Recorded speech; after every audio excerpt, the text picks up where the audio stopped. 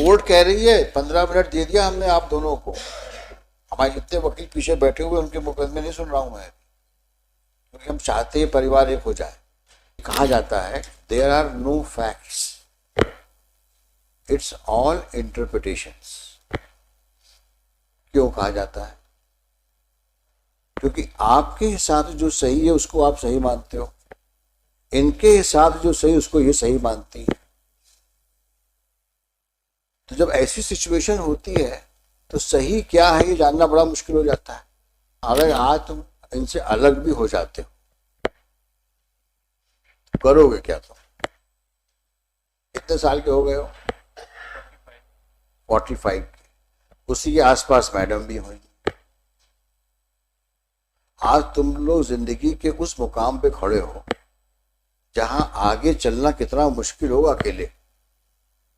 और सोचो ये बच्ची जब बड़ी होगी तो तुम लोगों के बारे में इसके क्या ख्यालात होंगे और शादी के बारे में क्या सोचेगी ये। उसके दिमाग में जो आज एक पॉल्यूशन आ गया है कि मैरिज की ये हसर होते हैं बच्चों की और बुजुर्गों की, बद्दुआएं बहुत लगती हैं। पुराने जमाने में कहते थे ना, पति परमेश्वर प्राणनाथ। ऐसे बिहेव किया जाता है क्या? आपकी पत्नी कभी ऐसे बिहेव किया है क्या आपके साथ? कभी ऐसा हुआ है? जिस दिन मुकदमा डिसाइड करने की बात आएगी तो मुझे 5 मिनट से ऊपर नहीं लगेगा। मुकदमों को मैं बहुत देर तक सुनने का जरूरत नहीं पड़ती मुझे। 10 मिनट इनको सुनूंगा, 10 मिनट इनको सुनूंगा और फैसला बोर्ड पे लिखा दूंगा। मुकदमे की मैं बात ही नहीं कर रहा हूं आपसे। जो मैं कह रहा हूं उसको समझो, करके देखो तो एक बार, कोशिश तो करो। और जब बहस का अंत नहीं होता तो मुकदमा कभी निर्णय नहीं हो सकता। बेहतर कोर्स यही है कि हम दोनों से बात कर लें। नमस्कार, ये बेटी है आपकी? जी। क्या नाम है बच्चे आपका? ऐश्वर्या। ऐश्वर्या। किस क्लास में पढ़ती हैं आप? 8th पे। ग्वालियर में पढ़ती हैं? अच्छा, बताइए।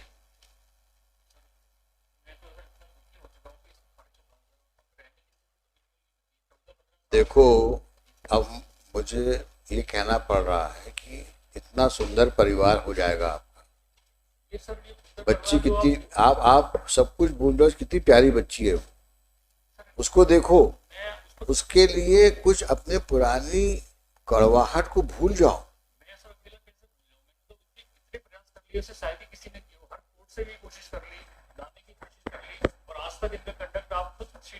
मैंने आपसे रिक्वेस्ट किया थी पिछली बार।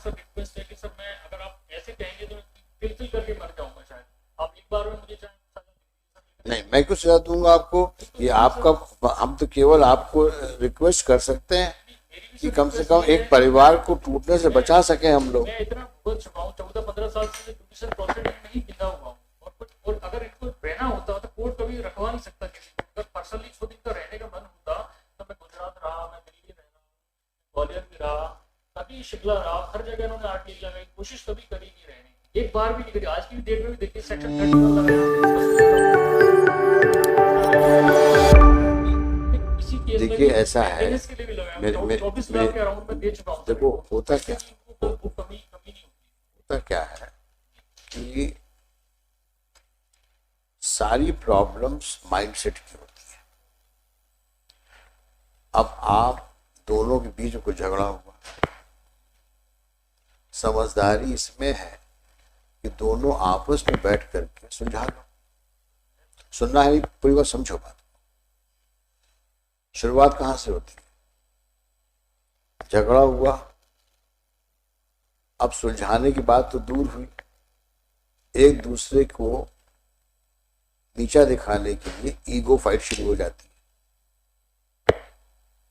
और कहीं खुदा न खास्ता माँ बाप बीच में आ गए और उन्होंने कुछ माचिस की तीली लगा दी तो वो और एग्रीवेट हो जाता है। फिर कुछ रिश्तेदार आ जाते हैं, फिर वो आपका मनोबल बढ़ाते हैं। डरते क्यों हो? कोर्ट कचहरी तो है, उनको कुछ समझाते होंगे। अब आपका दिमाग टोटल कंफ्यूज है दोनों का। अब झगड़ा तो दूर हो गया, अब पूरा आपको जो डायरेक्शन मिल रहा है वो लड़ने का मिल रहा है। ऐसे ही होता ही है। और उसके बावजूद मुकदमे होते क्या है? अगर समझदारी से काम ले आदमी तो मुकदमे होने की गुंजाइश ही नहीं होती। अब इसी प्रॉब्लम है, आप कहोगे साहब ये तैयार नहीं थे, ये कहेंगे ये तैयार नहीं थे। ये कहा जाता है there are no facts, it's all interpretations. क्यों कहा जाता है? क्योंकि आपके हिसाब से जो सही है उसको आप सही मानते हो, इनके हिसाब से जो सही उसको ये सही मानती है। तो जब ऐसी सिचुएशन होती है तो सही क्या है ये जानना बड़ा मुश्किल हो जाता है। जब म्यूचुअल रिजोल्यूशन एफर्ट्स बनते हैं फॉर रिकंसिलिएशन, इसीलिए हम लोग मेडिटेशन बैठाते हैं। आप सुनिए मेरी बात को, आप लगता है ज्यादा तैयार होके आए हैं, बात आप तय करके आए हो कि और नहीं सुनना है हमको। आप इतने एक्साइटेड क्यों हो रहे हो? मैं तो समझ गया आपकी बात को। आप उन्होंने बहुत हरास किया, 12 मुकदमे लगा दिए, आप जीर्ण शीर्ण हो गए हैं, जीवन व्यर्थ हो गया है आपका। अब पता नहीं शायद आगे ये कहने वाले हों साहब आप मैं तो अब मोक्ष लेने वाला हूं, मुझे जीवन नहीं जीना है, शायद कहने वाले हों अब आप। यानी मेरे को समझ में ये नहीं आता कि इतनी ज्यादा हॉस्टिलिटी करके आखिर तुम रहोगे कहाँ? अगर आज तुम इनसे अलग भी हो जाते हो करोगे क्या तुम? कितने साल के हो गए हो? 45 के, उसी के आसपास मैडम भी हुई। आज तुम लोग जिंदगी के उस मुकाम पे खड़े हो जहां आगे चलना कितना मुश्किल होगा अकेले।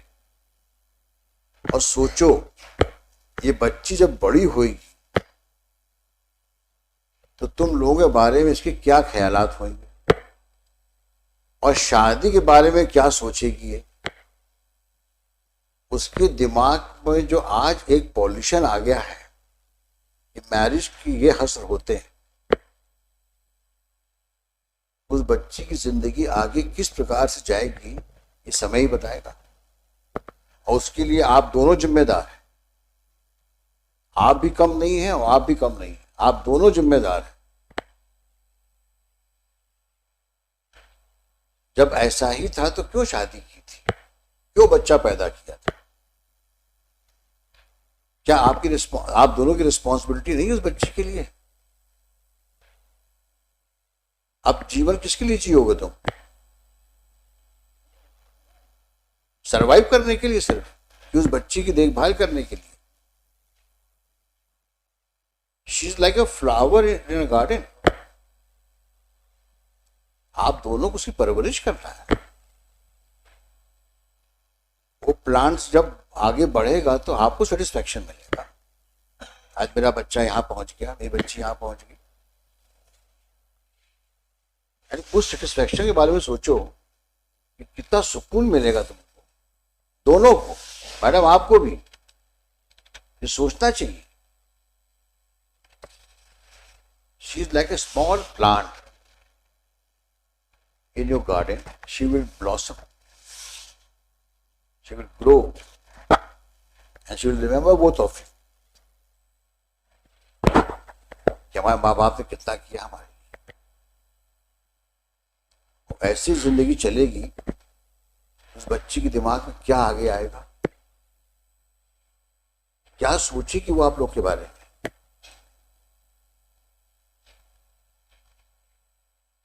बच्चों की और बुजुर्गों की बद्दुआएं बहुत लगती हैं।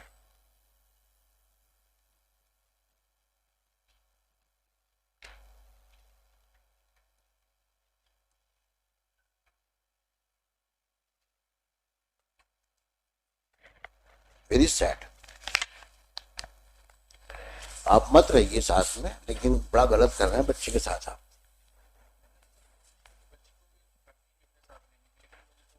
हाँ, आप इतने सेल्फिश हैं, बच्ची मिल जाए वो भाड़ में जाए। नहीं सर, ऐसा नहीं है, बिल्कुल भी ऐसा नहीं है। ऐसा सोचता मैंने आपसे कहा आप कोशिश करो। ऐसा होता तो इनकी तरफ से अगर एक प्रयास भी किया गया होता तो एक चीज कभी यहाँ पे पहुंचती ही नहीं सर। जब कभी भी नहीं किया मैं ना कि कितनी फादर ने बातें किया, बोल दी सर, आपको, इन्होंने अभी भी किया। आपकी समझ में नहीं आ रही है, then you live in hell wherever you want to go. You will not hear such cases. ठीक है मैडम, जब ये तैयार नहीं है तो let him suffer as he wants to, as he is destined to suffer. अपन सफर करते हैं, कुछ नहीं मिल सकता कहीं से, ईश्वर तुम्हें कुछ नहीं देगा। बच्चों का ख्याल नहीं है तो मैं किसका ख्याल होगा? I doubt you are a normal human being. Mr. Sharma, we are adjourning the matter. He is determined not to keep her. And I congratulate both of you, lawyers, keep on fighting. आप भी लड़ो, आप भी लड़ो, और देखो कहां तक जाता है मसला। सॉरी मैडम, आपका परसुएशन काम नहीं आ रहा है। आपने किससे बात करी? आपने किससे बात करी आप बताएं? आपने अपने फादर इन लॉ से बात करी, मदर इन लॉ से बात करी हैं? फादर इन लॉ से बात हुई थी। हाँ, सब ठीक, अच्छे से बात क्या कहा उन्होंने? रात से हुई, सब बात हुई ठीक से। आपने कहा बात बहुत, कराई थी। आपने कहा बहुत जी माना चाहते हैं, क्या बोले वो? मैंने ये कहा कि आपने खाना खा लिया। You shut up.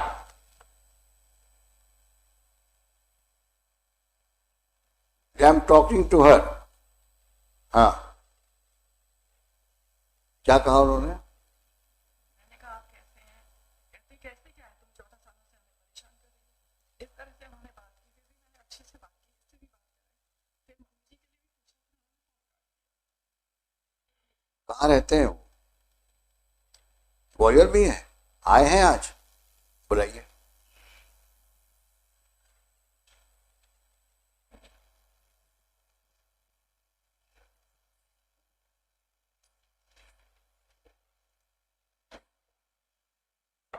क्यों बाबूजी परिवार को खराब कर रहे हो? 14 साल तो हो गया। इनके ईगो प्रॉब्लम बहुत ज्यादा शुरू से मैंने कभी अपनी शादी अरेंजमेंट करी, ये प्रॉब्लम मैंने तो करी नहीं। इनके फादर ने आज तक प्रयास नहीं किया ना, पिता ने। इनके फादर हैं कहाँ? इनके फादर पूछो कहाँ हैं? कहाँ है फादर आपके? बैठे बुलाओ उनको, पिछली बार 1 मिनट सर, एक बार उनको आने दो। बुलाइए फादर को अपने। आप कहाँ बैठे हुए हैं?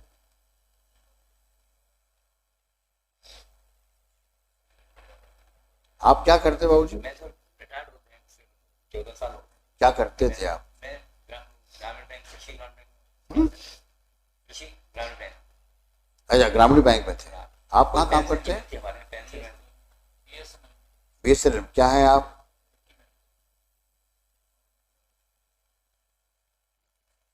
हम आपकी दुख और पीड़ा को समझते हैं। सर मैं निवेदन 5 साल पहले, 6 साल पहले इसी कोर्ट में जज साहब ने आदेश किया था कि आप लोग जाके फादर से आप लोग जाके बात करिए, तो मैंने सब ठीक है तैयार, हम तो अभी तैयार ले जाने की करने में तैयार, फिर आप गारंटी लीजिए कि ये हाइपर इतनी हो जाती है। मेरे को मारा इनके फादर के सामने और एक गिलास पानी फेंक कर देखिए, आप मेरे को बोल दीजिए। देखो ऐसा नहीं करते, ऐसे ऐसे बात करोगे ये मेरे पहले आप बोलने उनको बोलने दीजिए ना आप। मेरे को पानी फेंकेंगे फादर के सामने और मेरे को एकदम काला इनको पकड़ लिया। मैंने देखिए इनके फादर बोला, मैंने देखिए क्या क्या तमीज है। मेरी भी लड़की है 22 साल हो गए, कोटा राजस्थान में रहती है, उस पर 498 केस लगा, यहाँ से हाईकोर्ट से कोई हुआ उसको खारिज किया है, झूठे केस लगाए, 498 लगाए, वो सब खारिज हो गए। आपकी वाइफ कहाँ है? मेरी वाइफ स्वस्थ है? नहीं स्वस्थ नहीं, वो बीमार रहते हैं। अभी घर में उनकी देखभाल कौन करता है? मेरे को फोन लगाया, पूछा पापा जी क्या है? हाँ हाँ मैं ठीक हूँ, बस इतना ही बोला क्या है। और फिर बच्चे लगा दिया, दादाजी क्या मैं ठीक ना, मैंने सॉरी बोला ना, माफी मांगे, कुछ भी नथिंग। अच्छा, आपकी वाइफ की देखभाल कौन करता है? मैं ही करता हूँ, ये तो बाहर है, मैं अकेला और कोई घर में है महिला? नो बड़ी, मैं मोबाइल को इस बच्ची को पहचानते हो? बच्चे को आज तक देखा नहीं, सुनिए हम लोग बैठ जाकर बच्चे के दिमाग भर दिया, दादाजी खराब है, दादाजी बेकार, मतलब इसके दिमाग में ऐसा भर दिया कि कभी देखती नहीं है, पूछो सामने खड़ी, आज तक पूछा, छोटी बच्ची थी अभी आज जो डोमेस्टिक वायलेंस घर पे आई तो धोती डाल के ले जा रही थी, हम लोग देख नहीं रहे। बेटा बाबा के साथ जाओगी?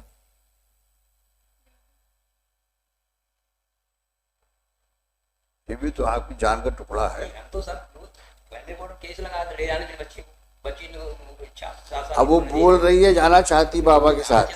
तैयार थी, लेकिन इनका एटीट्यूड ऐसा है ना, देखिए इनके फादर का किसी क्या कोई नहीं है, 22 साल 14-15 साल मेरे को काम से मैं सीनियर 73 ईयर्स का हो गया। अच्छा ये बताओ, 8 साल मैंने ऐसे जीते वैसे। अच्छा ये बताओ आज कोर्ट में वकील से मिल के आए थे क्या? नहीं, मैं किसी से मिलकर नहीं आया, मैं तो अभी आया। तो मैं आपकी बात कितनी बार रिपीट करोगे आप? मैं समझ गया आपकी बात, पिछली बार भी ये सब बातें हुई थी, मैं आपके पीड़ा को नहीं बुला सकता, मैं भी इतना सुनने के बाद मुझे भी गुस्सा आता है कभी कभी, किसी महिला के द्वारा इतना प्रॉब्लम क्यों क्रिएट किया गया आपके लिए, और वही बहू के रूप में जो आपके यहाँ रह रही है, उसका हम लोग को पूरा अंदाजा है। सवाल इस चीज का है सिर्फ कि आज इस परिस्थितियों में जब ये एक बच्ची है, दोनों अधेड़ उम्र के हो गए, 45-40 के होंगे से दोनों, इनको अगर साथ रहने का मौका दे दिया जाए, एक ज्यादा नहीं, हम कहते हैं इस मुकदमों को हम रखेंगे अपने पास में, और 1 महीना एक बार साथ रह के देख लो, अगर परिवार बस जाता है तो कितनी अच्छी बात होगी। अब कहीं गड़बड़ करी इन्होंने, ये मेरा वादा है आप, मैं दोबारा गाड़ी लेकर कुछ करेगा, हम लोग जाके अभी सामने हमारे घर में आते हैं, ये राजीव शर्मा रहते हैं जो हमारे पिछले रिटायर हो गए, ये शर्मा उनके सामने गई तो चिल्ला मेरे को मार रहे पेट रहे चिल्ला। अरे हम लोग बैठे हैं ना यहाँ पे, बैठे हैं, लेकिन ये और अभी हम लोग ये फादर बैठे, इनने आज तक गारंटी ली क्या, कभी चर्चा की, वो फैमिली कोर्ट में आ जाते पैसे लेने के लिए। बाबू जी आप कहाँ रहते हैं? आ जाते हैं और बात नहीं करती, कभी एक बात भी ज्यादा बोलते हो तुम। अलकापुरी में क्या करते हैं आप? साइंटिस्ट थे आप भी पढ़े लिखे हो, आपके संधि पढ़े लिखे हैं, दामाद पढ़ा लिखा है, लड़की पढ़ी लिखी है, तो इतना पढ़ना लिखना तो बेकार हो गया। कुछ हद तक आप भी जिम्मेदार हो, समझाइश देना चाहिए ना। उसका घर कौन सा है? पति का घर है कि आपका घर है? तो फिर कहीं आपकी तरबियत में गड़बड़ रही है, जैसे परवरिश बोलते हैं, या कहीं आप उसके दिमाग को ठीक नहीं कर पा रहे हो। बेटी है आपकी, वो आपने समझाइश देनी चाहिए ना। ये मुकदमे करके और इस प्रकार से अपने ससुर को इंसल्ट करके, पति को ह्यूमिलिएट करके, ये अच्छी बात है? पुराने जमाने में कहते थे ना, पति परमेश्वर प्राणनाथ, ऐसे बिहेव किया जाता है क्या? आपकी पत्नी कभी ऐसे बिहेव किया है क्या आपके साथ? कभी ऐसा हुआ है?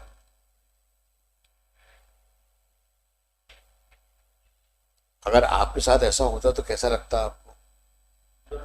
फिर अब तो और भी बुरा लगना चाहिए कि आपकी बेटी के साथ ऐसा हो रहा है। कितने दुर्भाग्य की बात है कि आप पढ़े लिखे साइंटिस्ट फादर हो और आप उसको समझाइश नहीं दे पाए, उल्टे मुकदमे करवा रहे हो उससे। आप भी अपनी जिंदगी की शाम में चल रहे हो। कितने लड़के हैं आपके?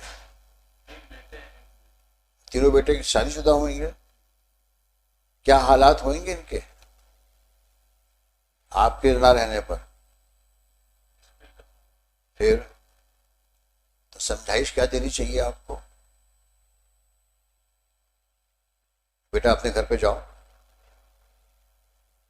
बोलिए, है कि नहीं? मैं क्या बोल रहा हूं आपसे, दोनों तरफ प्रॉब्लम्स हैं। और वो प्रॉब्लम्स पिछले समय की है। आगे देखो, आप दोनों बैठो, मत इनको साथ रहने दो अभी, लेकिन आप दोनों बैठो, आप दोनों समधी लोग बैठो। भाऊ जी आप, हाँ, बैठे हम लोग, तो हमने कहा ये, मैंने कहा आप गारंटी मैं तुमसे क्या बोल रहा हूँ, अभी ठीक है, इन दोनों को मत साथ रहने दो, पहले आप दोनों बैठो,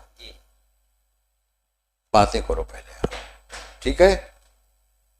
आप जाएंगे इनके घर, आप इनके घर जाइए और इनसे बातचीत करिए, और आप भी साथ में रहिएगा, अपने बाबू जी के साथ आप बैठिएगा और वो भी आएंगे, पूरी बात करिए, समझिए सिचुएशंस को और क्या चाहते हो। जितना दुख दर्द है सब एक दूसरे को बता दो, हल्के हो जाओ। ये वो प्रॉब्लम है, कॉम्प्लेक्स Not prepared. मेरा करवा जो मेरा भाई बहुत बड़े, I think you are the main culprit. You do not want them to live together. मैं कितनी बार बोल चुका हूं, मैं यहाँ पे मुकदमा डिसाइड नहीं कर रहा हूं। जिस दिन मुकदमा डिसाइड करने की बात आएगी तो मुझे 5 मिनट से ऊपर नहीं लगेगा। मुकदमों को मैं बहुत देर तक सुनने का जरूरत नहीं पड़ती मुझे। 10 मिनट इनको सुनूंगा, 10 मिनट इनको सुनूंगा और फैसला बोर्ड पे लिखा दूंगा। मुकदमे की मैं बात ही नहीं कर रहा हूं आपसे, जो मैं कह रहा हूं उसको समझो, करके देखो तो एक बार, कोशिश तो करो। कोर्ट कह रही है 15 मिनट दे दिया हमने आप दोनों को, हमारे जितने वकील पीछे बैठे हुए उनके मुकदमे नहीं सुन रहा हूं मैं, क्योंकि हम चाहते हैं परिवार एक हो जाए, बट उसके लिए जरूरी है पहले बातचीत हो। तो बातचीत का दौर शुरू होना चाहिए आप दोनों समधी लोगों। आप जाइए बाबूजी के घर और आप मिल के आइए, हम पेशी लगाते हैं, उस तारीख में हम आप दोनों को बुलाएंगे, फिर सोचते हैं क्या है। समझ में आया? चलिए लिखिए। बच्चे आप, ऐश्वर्या नाम है ना, थोड़ा पापा से भी मिलो, चलो शेक हैंड करो। गिव ब्लेस हर।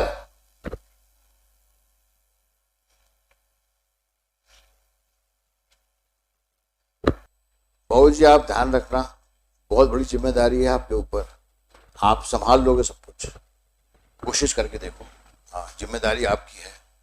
शिवरे जी आप भी अपनी बुजुर्गियत का पूरा ख्याल रखते हुए इनके साथ बैठिए, अच्छी बात है। 24 को मिलेंगे। नेक्स्ट।